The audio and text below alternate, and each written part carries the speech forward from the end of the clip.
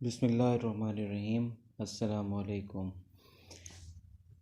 LLB part 2 का paper number 5 Islamic personal law है और ये वो पेपर है जो आपके पास ऑप्शनल है। पेपर भी ऑप्शनल ही बना हुआ होगा, दोनों लैंग्वेजेस में होगा, इंग्लिश में भी और उर्दू में भी। तो आप इनमें से किसी एक का इंतखाब कर सकते हैं, या ऐसा नहीं करना कि कुछ पेपर आप इंग्लिश में कर लें और कुछ पेपर उर्दू में कर लें। आपने किसी एक ज़ुबान का इंतखाब करना है। पेपर वैसे इस्लामियात का है, लेकिन चूँकि हमारा इस्लामिक नॉलेज आजकल जितना अच्छा होता है उस लिहाज से ये पेपर ज़रा मुश्किल भी है। इसको अच्छे तरीके से कर लेना है, उर्दू में भी देख लें, इंग्लिश में भी देख लें, कॉन्सेप्ट क्लियर हो जाएंगे तो फिर आप किसी एक ज़ुबान का इंतखाब करके उसी में पेपर कर दीजिएगा। पहला क्वेश्चन तो यही है कि सोर्सेज ऑफ इस्लामिक लॉ क्या हैं। ये पार्ट 1 में भी आपने पढ़ा हुआ है कि 4 बुनियादी सोर्सेज हैं, कुरान मजीद, फिर उसके बाद हदीस यानी सुन्नत, तीसरा इजमा और चौथा कियास। ये हैं 4 बुनियादी सोर्सेज कि कुरान मजीद जो अल्लाह ताला की तरफ से हुज़ूर पाक सल्लल्लाहु अलैहि वसल्लम पर जो अहकामात नाजिल हुए वो कुरान मजीद कहलाते हैं, और हदीस जो है वो आप सल्लल्लाहु अलैहि वसल्लम का कोई कौल फ़ेल या आप सल्लल्लाहु अलैहि वसल्लम की कोई तकरीरी सुन्नत तकरीरी यानी खामोशी जो है वो, ये तीनों हदीस में आते, सुन्नत में आते हैं। और फिर तीसरा इजमा।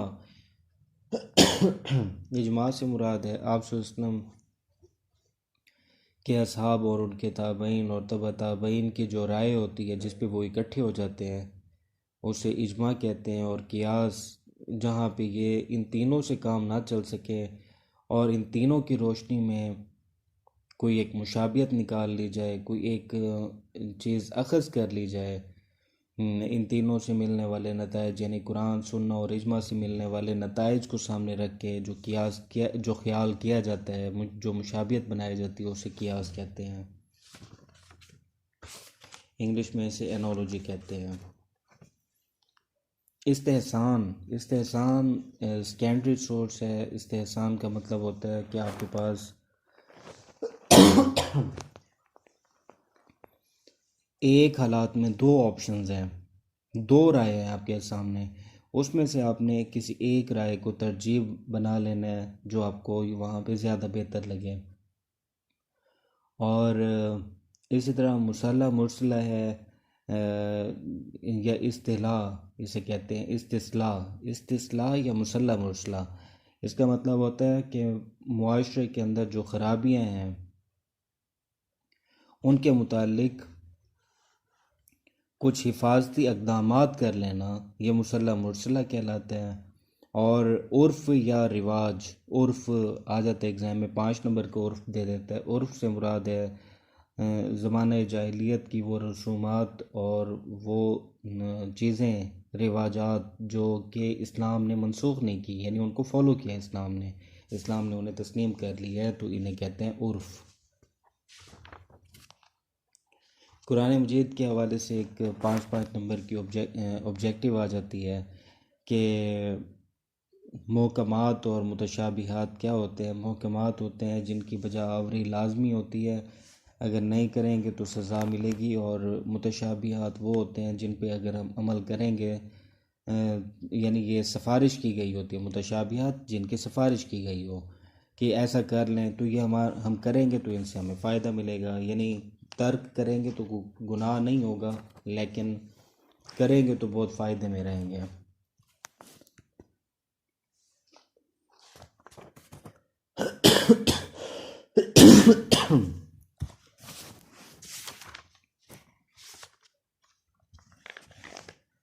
कुरान मजीद को 114 चैप्टर्स में तकसीम किया गया है। 6666 आयात हैं। दो तरह के हुक्म हैं, हुक्म तकलीफ़ी और हुक्म वदी। हुक्म वदी वो हैं जिनको कमिट करना या उमिट करना सज़ा का बायस बनेगा, और हुक्म वदी जिनको हम करेंगे तो हमें फ़ायदा होगा, और इन पे अमल करने के लिए हमें मज़ीद एक्सप्लेनेशन की ज़रूरत होती है, जिसके लिए हमें हदीस की तरफ जाना पड़ता है। कुरान मजीद में जो आयात हैं उन आयात को 5 सूरतों में तकसीम किया जा सकता है। एब्रोगेटिंग वर्सेस, ऐसी आयात जिसमें पहले से मौजूद जो हमारे पास रिवाजात थे उनको ख़त्म किया गया।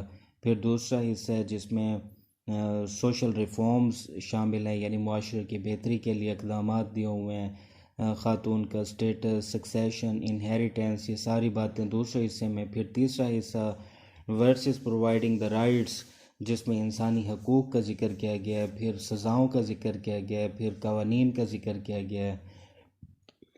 ये सारी बातें जो है पाकिस्तान के आइन में आर्टिकल 227 में दिया हुआ है कि कोई पाकिस्तान में ऐसा कानून नहीं बनेगा या कोई कानून मौजूद नहीं रहेगा जो कुरान और सुन्ना के ख़िलाफ़ हो। सुन्ना एक वास्ट कंसेप्ट है जिसमें से फिर एक हदीस का कॉन्सेप्ट आता है। हदीस सिर्फ उसे कहते हैं जो आप वसल्लम की लिखी हुई बात हम तक पहुंची है वो हदीस। बाकी आप वसल्लम का कोई खामोशी का अमल भी सुन्ना कहलाएगा, आप वसल्लम का कौल भी, आप वसल्लम का फ़ेल भी। सिर्फ यहाँ हदीस से मुराद कौल लिया जाता है।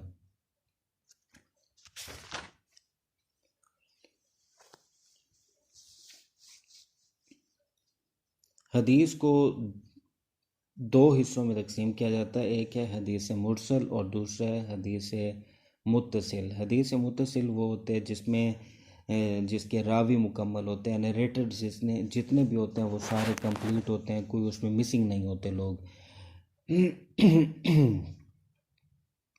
हदीस मुत्तसिल 2 तरह की होती हैं, यानी मुत्तसिल के आगे 2 अक़साम बता रहा है, वो एक लफ्ज़ी और एक मानवी, जिसमें लफ्ज़ ब लफ्ज़ एक ही जैसी हर बंदे ने बयान की होती है, हर रावी एक ही बात कर रहा होता है, लफ्ज़ों का भी फ़र्क नहीं आ रहा होता। लेकिन फिर दूसरी हदीस होती है हदीस तवातुर मानवी, यानी जिसमें अल्फाज तो आगे पीछे हो जाते हैं लेकिन बात का मतलब वही होता है जो कि तवातुर लफ्ज़ी का होता है। ये थी तवातुर हदीस मुरसल की 2 अक़साम। अब हदीस मशहूर वो होती है जो इतनी तवातुर के साथ तो ना हो लेकिन वो मशहूर ज़रूर हो चुकी हो, उसमें से कुछ लोग मिसिंग हो लेकिन फिर भी वो फेमस हो, उसे तस्लीम किया जाता हो। हदीस अहद वो हदीस होती है जिसमें जो ख़बर वाहिद हो, सिर्फ़ एक बंदे से रिपोर्टेड हो और आगे जो है ना उसकी चेन मौजूद ना हो, यानी आप सिस्टम तक वो चेन ना जाती हो। हदीस Mursal Hadith Mursal is one that is not continuous, or one or more names of the narrators are missing from the chain of narrations. The jurists disagreed about the employment of the Mursal Hadith as a proof for hukum. इसमें chain मुकम्मल नहीं होती, दरमियान में कहीं कहीं से जो है वो रावी मिस होते हैं, जिसकी वजह से इसे हुक्म के तौर पे नहीं लिया जा सकता।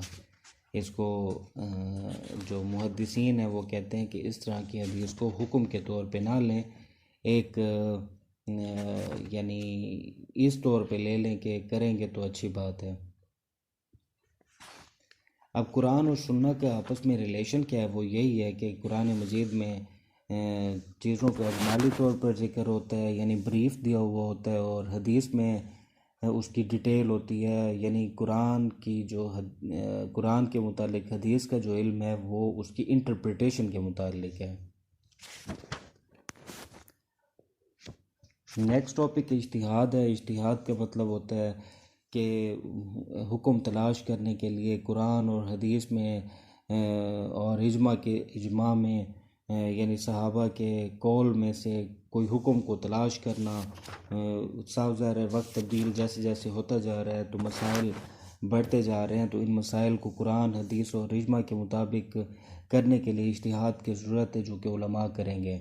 इसके लिए क्वालिफ़िकेशन क्या है, मेजर होना ज़रूरी है, साउंड माइंड होना ज़रूरी है, अरबिक की ग्रामर जानता हो, शरीयत को जानता हो, नसख के इल्म को जानता हो, नसख का इल्म यानी जो चीज़ें मनसूख हो गई हैं उनको जानता हो, अरबिक ज़ुबान को जानता हो, कुरान और हदीस का पूरा इल्म रखता हो। ऐसा बंदा जो है वो मुज्तहिद बनने का अहल होता है।